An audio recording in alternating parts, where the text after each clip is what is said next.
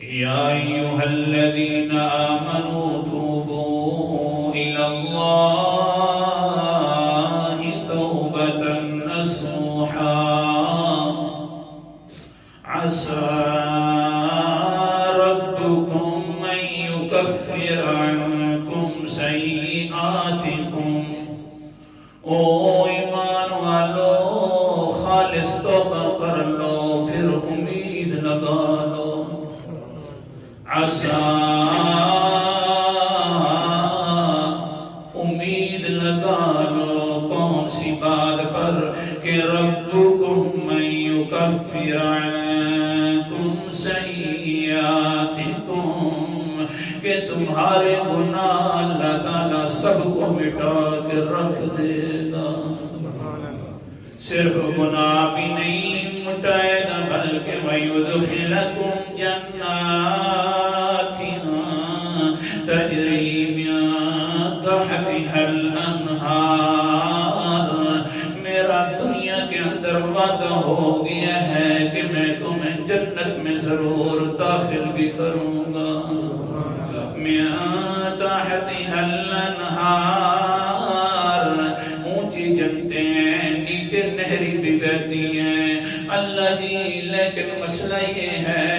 گناہ والی لکیر جو لگ جاتی ہے اللہ یہ بھی تو شرمشار کر دے گی قیامت والے دن اللہ فرماتے نانا یوم لا یخزی اللہ النبی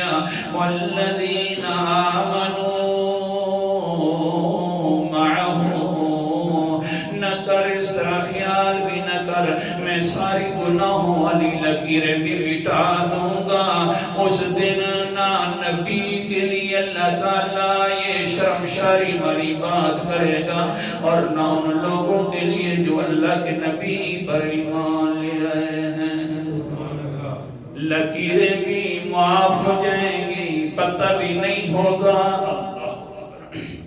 پتہ بھی نہیں ہوگا کہ میرے بندے نے گناہ کیے بھی تھے کہ نہیں کیے تھے حتیٰ کہ گناہ لکھنے والے کرامن کاتبین تو کہتے ہوں گے اللہ اس نے بڑے گناہ کیے ہیں ہم نے بڑے لکھے اس کے گناہ لیکن جس وقت میرے سامنے گناہوں والے رجسٹر آئیں گے حدیث سنا رہا ہوں آپ کو میں نہ کر رہا ہوں حدیث کا گناہوں والے رجسٹر آئیں گے کرامن کاتبین بھی آ جائیں گے کہیں گے اللہ بڑے گناہ کیے ہیں میں کہوں گا کوئی گناہ نہیں کیا میرے اس بندے نے وہ کہیں گے اللہ ہم لکھتے رہے ہیں میں کہوں گا دکھاؤ تو صحیح پچھلا رجسٹر کدھر گناہ لکھے ہیں جس جگہ پر تیرے گناہ ہوں گے وہ سارے میں مٹا دوں گا